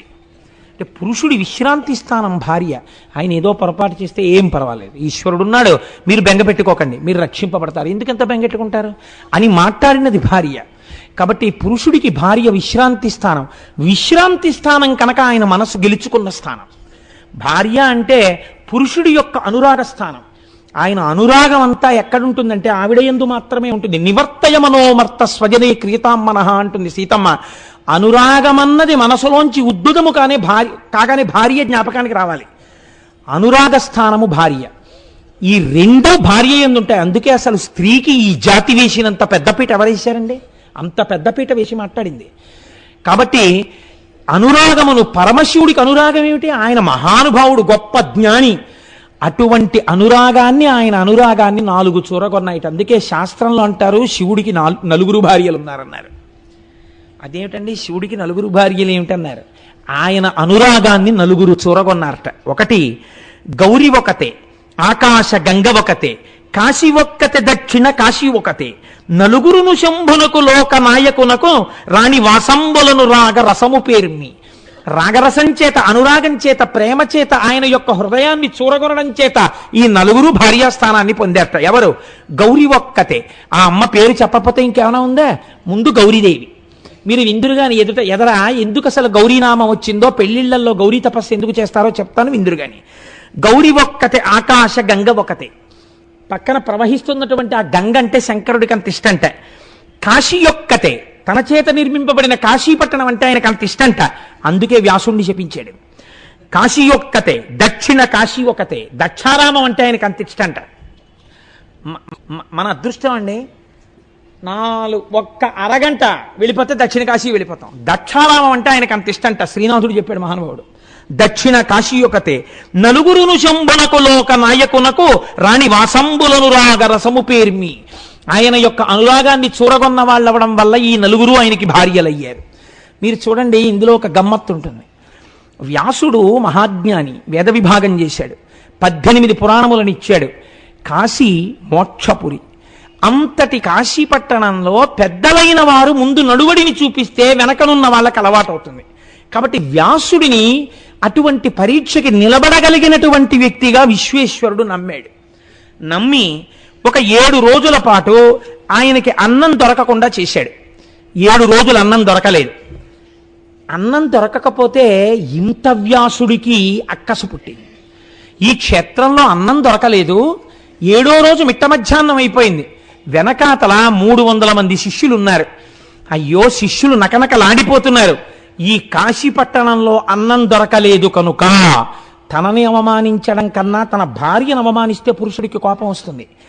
నాకు కాశీలో అన్నం దొరకలేదు కాబట్టి కాశీని శపిస్తానన్నాడు ఆయన. ఇది చిత్రం. కాశీ ఎవరిప్పుడు? ఆయన 4 భార్యల్లో ఒకరు. ఆయన అనురాగ స్థానం పరమేశ్వరుడికి. కాశీ జోలికెడితే ఊరుకుంటాడండి ఈశ్వరుడు. కాబట్టి ఆయన ఇప్పుడు చేతిలో శాపజలాల్ని పట్టుకుని, ధనము లేకుండెదరు 3 తరములందు, 3 తరములు చెడుగాక మోక్షలక్ష్మి, విద్యలను 3 తరములు వెడలరాయు పంచజనులకు కాశికా పట్టణమున. కాశీలో ఎవరుంటారో వాళ్ళకి 3 తరాలు డబ్బు లేకుండా పోతుంది. కాశీలో 3 తరాల వరకు మోక్షం రాకుండా పోతుంది. కాశీలో 3 తరాల వరకు విద్య లేకుండా పోతుంది కాశీలో ఉన్న వాళ్ళకి. కాశీలో ఉన్న వాళ్ళు ఎవరైనా సరే ఇదే గతి పడుతుంది అన్నాడు. అప్పుడు ఏమవుతుంది? కాశీలో ఉన్న వాళ్ళందరూ వెళ్ళిపోతారు. కాశీ అంటే పండిత స్థానం అండి. అటువంటి కాశీ నిర్జనం అయిపోతుంది. ఇటువంటి శాపాన్ని ఇవ్వబోయాడు. చేతిలోకి నీళ్లు పట్టుకున్నాడు. పట్టుకునేటప్పటికీ గభాలన తలుపులు తెరుచుకున్నాయి ఒక ఇంటివి. అందులోంచి ఒక 50 సంవత్సరాల స్త్రీ పసుపచ్చటి ముఖంతో విజయవాడ కనకదుర్గమ్మ ఎలా ఉంటుందో అలా ఇంత బొట్టు పెట్టుకుని ఇలా చెయ్యెత్తేటప్పటికి చేతుల గాజులు కనకనలాడుతుండగా పారాణి పెట్టుకున్న పాదాలతో పసుపచ్చటి పట్టుచీర కట్టుకుని బయటికి వచ్చి పక్కనే ఉన్నటువంటి వేరొక యవ్వనంలో ఉన్న చెలికెత్తె మీద భుజం మీద చెయ్యి వీసి ఒక్కతే పరపురుషుడితో మాట్లాడకూడదు కనుక ఆవిడంది నోరు తెరిచి, భిక్షలేదని ఇంత కోపింతూరయ్యా, కాశికాపట్టణము మీద కనినేయ. కనినేయ అంటే కన్యకు పుట్టినవాడు, సత్యవతీదేవి కుమారుడు. కాశికాపట్టణము మీద కానికేయ, కారణజన్ముడివి, నీకింత కోపమా అన్నం పుట్టలేదని? నీ మనశుద్ధి తెలియంగ నీలకంఠుడు ఇంత చేసెను కాక కూడేమి బ్రాతి. నీ మనశుద్ధిని లోకానికి తెలియజేయడం కోసమని నీలకంఠుడి పరీక్ష పెట్టాడు. తట్టుకోలేకపోగా కాశీపట్టణాన్ని శిపిద్దాం అనుకుంటున్నావా? ఎంత అమాయకుడివయ్యా వ్యాసుడా నువ్వు. శ్రీ విశాలాక్షి బంగారు త్రెడ్డునందు అమృతపాయసమసగున అభ్యాగతులకు కాశికాపురి మధ్యాహ్న కాలమనగా వినియు నెరుగవే ఆతిథ్య వేళలందు. ఏం వినలా వ్యాసా నువ్వు? మధ్యాహ్నం అయ్యేటప్పటికి కాశికాపట్టణంలో ఉన్నటువంటి ప్రతివాడికి విశాలాక్షి అయి ఇంతంత కళ్ళతో పిల్లలు అన్నంతో ఉన్న ఆకలితో ఉన్నారేమో అని చూడ్డానికి వచ్చింది అన్నపూర్ణ. ఇక్కడ పెద్ద పెద్ద కళ్ళతో చూసి బంగారు తెడ్డుతో అన్నం పెడుతోంది మధ్యాహ్నం. ఎక్కడ ఏ రూపంలో పెట్టినా అమ్మవారి పెడుతోంది కాశీలో. అటువంటి అన్నపూర్ణ వెలిసిన క్షేత్రంలో అన్నం దొరకకపోతే ఇది ఈశ్వరుడి యొక్క పరీక్ష అన్న ఆలోచన నీకెందుకు రాలేదయా? కాశీని శపిద్దాం అనుకున్నావా? బుభుక్షిత కిన్న కరోతి పాపం. ఆకలితో ఉన్నవాడు ఏ పాపమైనా చేసేస్తాడనడానికి నువ్వే ఉదాహరణయా వ్యాస. కాశీపై కోపగింపక కాదు నీకు, ఎంత కోపించునో ఇంతకిందుమౌళి విప్రణవుగాన నేరము వెతుకతగదు భిక్షకొని రమ్ము మాటలు పెక్కులేలా. బ్రాహ్మణుడవయ్యా, నీ మీద నేను నిందారోపణ చేసి నువ్వు చేసింది మంచా చెడా చర్చ చేయకూడదు. దా లోపలికి. ఇటు అన్నం లేదని కదా నువ్వు ఇంత బాధపడిపోతున్నావు. వెళ్ళు, ఒక్కసారి గంగానది ఒడ్డుకి వెళ్ళి స్నానం చేసేసి మధ్యాహ్న కాలంలో చెయ్యవలసిన సంధ్యావందనం చేసి శివలింగానికి అభిషేకం చేసుకుని మీ శిష్యులతో రా, అన్నం పెడతాను అంది. ఏమిటి ఇంత మంచి ధీటిగా చెప్తోంది ఈవిడ, అన్నం పెడతానని ఇంతమంది శిష్యులతో. పెడుతుందా అనుమానపడ్డాడు ఆయన. సరే, ఇన్నాళ్ళకి పెడతానన్న మనిషి దొరికింది. వెళ్ళాడు, గంగా స్నానం చేశాడు, సంధ్యావందనం చేసుకున్నాడు, అభిషేకం చేసుకున్నాడు, తిరిగి వచ్చాడు. శిష్యులతో కలిసి వచ్చాడు. లోపలికి రమ్మంది ఆవిడ. అందరూ వచ్చి కూర్చున్నారు. పాత్రలు పెట్టారు. అన్ని పాత్రలు పెట్టేశారు. పరిశేచనానికి ఎక్కడా పొగలేదు, మంచి పోపులు పెడుతున్న సువాసనం లేదు, వడ్డించడానికి గుండిగలు కదుపుతున్నటువంటి చప్పుడు లేదు, కూరలు అవి కదుపుతున్న గరిటెల చప్పుళ్ళు లేవు, ఓ పచ్చళ్ళలో పోపెట్టిన వాసన లేదు. మహానుభావుడు ఎంత దర్శనం చేశాడో శ్రీనాథ మహాకవి. వండిన చొప్పును పొగపు వాసనయున్ పొగపారు చందమున్ భాండ సమృద్ధి సంపదయు పాక విభూతియు సర్వమంగళం. ఏమిటయా? ఓ గిన్నెల చప్పుడు లేదు, ఓ పచ్చడికి పోపు వాసన లేదు, ఓ కూర వాసన లేదు. అండజయాన రిత్తప్రియమాడెను. అండజయాన అంటే హంస నడకలగలిగినటువంటి తల్లి రిత్తప్రియమాడెను. అబద్ధం చెప్పింది మనకి. ఏం లేదు ఇంట్లో పెట్టడానికి. ఇలా అంటోందేంటి? నేడును భోజనంబు లేకుండుట కాననయ్యే. ఇవాళ కూడా మనకి భోజనం లేదు, ఆకులే ఉంటాయంతే అనుకున్నాడు. అసితోత్పల గంధియు ఏమి మాయయో. ఈ నల్ల కలువ లాంటి కళ్ళున్నటువంటి ఈవిడ ఎందుకు ఇలాంటి పని చేసిందో మనకి అనుకున్నాడు. అంతే. ఇలా ఔపోసన నీళ్లు చేతిలో పట్టుకున్నారంటే ఆ ముత్తైదువ యాజ్ఞ విప్ర నికరం బాపోషణం బెత్తినం సామర్థ్యం బది ఎట్టిదో నిఖిలమన్ సంపూర్ణమై పత్ర పాత్రీ మధ్యంబున పిండి వంటకములున్ దివ్యాన్నముల్ షడ్ర సామాగ్రి రుచి మత్పదార్థ చేయముల్ సంధిల్లె నొక్కుమ్మడిన్. ఇలా పట్టుకునేటప్పటికీ అరిటాకు నల్లగా మత్సపడేటట్టు పొగలు కక్కుతున్న తెల్లటి అన్నం కూరలు, పచ్చళ్ళు, పిండి వంటలు, నోటితో నాకేటటువంటి పదార్థాలు, తాగే పదార్థాలు, భక్ష్య భోజ్య లేఖ్య చోష్యములు అన్నిటితో కూడా పైన నెయ్యి అధికారం చేయబడినటువంటి ఇన్ని పదార్థాలతో విస్తరి కనపడింది. అమ్మయ్యా, ఎంత చిత్రమయ్యా, ఏమిటివిడా అలా నిలబడి ఓ నవ్వు నవ్విందంటే అందరి విస్తరణలోకే అన్నాలు వచ్చేసాయి. ఏమీ ఆశ్చర్యం అనుకుని తింటున్నారట.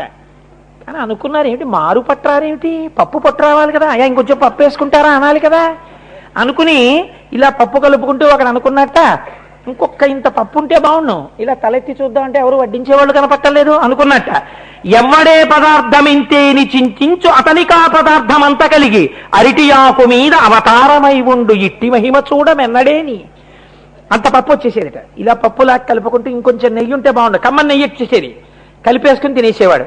కూర ఇలా కలుపుకుని అబ్బా ఎంత బాగుంది అరటికాయ ఆవపెట్టిన కూర, ఇంకొక మొక్కుంటే బాగుండు అనేటప్పటికి ఇంకో ఇంత ఆవతో అరటికాయ కూర వచ్చేది, అది కలిపేసుకునేవట. ఎవడు ఎంతంత తిందామనుకుంటే అంతంత వచ్చింది. అంటే ఏంటి, మీకు ఏమిటి అర్థమవుతోంది దీన్ని బట్టి? వడ్డించిన విస్తట్లో ఆకరణ పదార్థం ఉండిపోకూడదు. ఎవడు ఎంత తినాలని అనుకున్నాడో అంత పదార్థం వచ్చింది కాబట్టి ఆకరణ విస్తళ్లలో అన్ని పదార్థాలు అయిపోయి. మా గురువుగారు విస్తట్లో భోంచేస్తే మా ఆవిడ ఇప్పటికే అంటుంటుంది, గురువుగారు భోజనం చేసినట్టు ఎవరు చెయ్యగలరు అని. వేసిన ఆకు ఎలా ఉంటుందో మా గురువుగారి భోజనం అయిపోయినాకు అలాగే ఉంటుంది. కాబట్టి అంత అందంగా తినగలగాలి. అది ఈశ్వరోపాసన చేసిన వాడి భోజనం కూడా అలా ఉంటుంది. దేవతార్చన కదండి అది. కాబట్టి ఎవ్వడే పదార్థం ఇంతేని చింతించు అతనికా పదార్థం అంత కలిగి అరిటియాకు మీద అవతారమయ్యుండు ఇట్టి మహిమ చూడమెన్నడేని. ఎక్కడన్నా చూశామయ్యా ఇలాంటి మహిమ? చక్కగా తినేశారు, ఉత్తరాపోసం పట్టేశారు, చేతులు కడిగేసుకున్నారు, సంతోషంగా వెళ్ళి ఇదిగో ఇక్కడ విశ్రాంతి మంటపంలో అందరూ హాయిగా కూర్చోండి, భక్తాయాసంతో ఉన్నారు కదా అంది. శిష్యులతో కలిసి వ్యాసుడు కూర్చున్నాడు. ఆవిడ అన్నపూర్ణ. ఇప్పుడు ఆవిడ భర్తతో కలిసి వచ్చింది. చూడండి అమ్మవారి అనుగ్రహం ఇది. ముందు శివుడికి తెలిస్తే శాపం పెడతాడు కాశీ వదిలిపోమ్మని. ఆకలితో బిడ్డ వెళ్ళిపోతాడేమో అని ముందు అన్నం పెట్టేసి శంకరుణ్ణి తీసుకొచ్చింది. శివా విశ్వస్య భేషజీ అండ్ అందుకే రుద్రం లోకాన్ని బతికించడానికి ఆవిడ హేతువు మా అమ్మ. కనుక ఇప్పుడు చంద్రబింబానన చంద్రరేఖామౌళి నీలకుంతల భార నిగలగలుడు ధవళాయతేచ్చన ధవళాకిలాంగుండు మదన సంజీవని మదనహరుడు నాగేంద్ర నిభయాన నాగకుండలధారి భువనమోహన గాత్ర భువనకర్త గిరిరాజ కన్యక గిరిరాజ నిలయుండు సర్వాంగ సుందరి సర్వగురుడు గౌరి శ్రీ విశ్వనాథుండు కనక పాదుకలు మెట్టి చట్టలు పట్టికొనుచు ఏగుదించిరి మొయ్యార మెసగ మెసగ విహరణ క్రియమాయన్న వేదికపుడు. వీళ్ళు ఎక్కడ విశ్రాంతి తీసుకుంటున్నారో అక్కడికి పార్వతీ పరమేశ్వరులు ఇలా భుజాలు తగులుతూ చేతులు పట్టుకుని వచ్చారట. తెల్లటి చేతిలో ఎర్రటి చేతివేళ్లు కలిసి వచ్చారు. వస్తే నిజంగా శ్రీనాథుడు దర్శనం చేశాడు. చంద్రబింబానన చంద్రరేఖామౌళి నీలకుంతల భార నిగలగల్లుడు. ఒక ఆవిడ చంద్రబింబానన చంద్రుడి వంటి ముఖం ఉంది, పక్కనున్నాయన చంద్రరేఖామౌళి చంద్రుడిని ఆభరణంగా పెట్టుకున్నవాడు. నీలకుంతల భార ఆవిడ నల్లటి జుత్తు ఒత్తుగా ఉన్న తల్లి ఆవిడ. ఈయన నీలగల్లుడు కంఠంలో విషం ఉన్నవాడు. ధవళాయతేక్షణ కళ్ళలో ఎరుపు జీర తెలియకుండా తెల్లటి చూపులు చూసేటటువంటి తల్లి ఆవిడ. ధవళాఖిలంగుండు ఒళ్ళంతా తెల్లగా ఉన్నవాడు ఆయన. ఎందుకని స్ఫటికమణి నిభం, స్ఫటికం ఎలా ఉంటుందో అలా ఉంటాడు మా స్వామి. మదన సంజీవని ఆయనేమో మన్మధుణ్ణి చంపేసినవాడు. మదన సంజీవని ఆవిడేమో మన్మధుణ్ణి బతికించింది, ఈయనేమో మదనహరుడు, ఈయన మన్మధుణ్ణి చంపేసినవాడు. ఇద్దరు ఒకరి పక్కన ఒకరు ఎటువంటి వాళ్ళు వస్తున్నారో చూడండి. వీళ్ళిద్దరిది కలిపి ఆది దంపతులు, వీళ్ళది కాపురం. అంటే ఆయన చంపేశాడు, ఈవిడ బతికించేసింది. కాబట్టి మదనహరుడు. నాగేంద్రని భయాన ఏనుగు నడిచినట్టు అందమైన నడవగలిగినటువంటి తల్లిగా పార్వతీదేవి. నాగకుండలధారి పావుల్ని కుండలాలుగా పెట్టుకున్నటువంటి శంకరుడు. భువనమోహన గాత్ర భువనములన్నీ మోహపడిపోతాయి ఆవిడే నోరు విప్పిందంటే. వ్యాసుడు లలితా సహస్రంలో చెప్పారు కదా, ఒక్కసారి శభాష్ అందంతే అమ్మవారు తొడిగేసింది గరీబు సరస్వతీదేవి. కాబట్టి భువనమోహన గాత్ర భువనకర్త కాదు భువనములను మోహింపచేయగలిగినటువంటి గొప్ప శరీర సౌందర్యం ఉన్నటువంటి తల్లి ఆయన. భువనకర్త లోకములన్నింటినీ సృష్టించినవాడు. గిరిరాజ కన్యక ఆవిడేమో పర్వతరాజపుత్రి, ఈయన గిరిరాజ నిలయుండు, ఈయన కైలాస పర్వతం మీద వాసం ఉండేవాడు. సర్వాంగ సుందరి, అన్ని అవయవముల యందు సౌందర్యం ఉన్నది. సర్వగురుడు, లోకమునకు గురుడైనటువంటి వాడు ఆయన. గౌరి శ్రీ విశ్వనాథుండు కనక పాదుకలు మెట్టి చట్టలు పట్టికొనుచు, బంగారు పాదుకలు తొడుక్కుని నడుస్తుంటే పాదముల మంజీరములు గల్లు గల్లు అంటున్నాయిట. అలా ఏగుదించిరి ముయ్యార మెసగ ఒయ్యారంతో ఇద్దరూ కలిసి నడిచొచ్చారట. విహరణ క్రియమాయున్న వేదికప్పుడు, అప్పుడు మేము విశ్రాంతి తీసుకుంటున్న వేదిక దగ్గరికి వచ్చారు పార్వతీ పరమేశ్వరులు. చెప్తున్నాడు మహానుభావుడు వ్యాస మహర్షి. వచ్చి అమ్మవారి వంక చూశాట, ప్రసన్నంగా నవ్వుతోందట. అయ్యవారి వంక చూశాట అని ఉన్నట్ట. ఏంటి ఇంత కోపంగా ఉన్నాడినా అని బెంగ పెట్టుకున్నట్ట. ఇదేంటి ఎప్పుడు చూడలేదే, ఇలా ఉన్నాడేంటి కోపంగా నా పట్ల, అమ్మవారి ఇంత ప్రసన్నంగా ఉంది అనుకున్నట్ట. శంకరుడు అన్నట్ట, ఏమిరా నువ్వు ప్రాజ్ఞుడవని 7 రోజులు అన్నం దొరకకపోయినా ముక్తక్షేత్రంలో ఎలా ఉండాలో అలా ఉంటావని నీకు పరీక్ష పెడితే నువ్వు తట్టుకోలేకపోగా నా చేత నిర్మింపబడి కొన్ని కోట్ల మందికి మోక్షం ఇవ్వడం కోసమని సిద్ధం చేయబడినటువంటి వారణాసి పట్టణంలో ఎవరు ఉండకుండా చేద్దాం అనుకుంటున్నావా అని శాపవాక్యంతో ఎంతకి తెగించావురా. ఏది నా లక్ష్యమో ఏది నా ధ్యేయమో దాన్ని త్రోసిరాజనగలిగిన శాపం ఇవ్వాలనుకుంటున్నావా అంటే ఆయన సంకల్పానికి వ్యతిరేకంగా ప్రయత్నించాడు. శివ సంకల్పమస్తు అనవలసిన వాడు వ్యతిరిక్తంగా ప్రవర్తించాడు. ఎందుకు నీ అభిషేకం ఇంకా, ఎందుకు నువ్వు చదువుకున్నటువంటి శాస్త్రం ఇంకా, ఎందుకు నీ తపస్సు ఇంకా, నీవిగ కాశీలో ఉండడానికి అర్హుడవు కావు. కాబట్టి నువ్వు కాశీ విడిచి ఉత్తర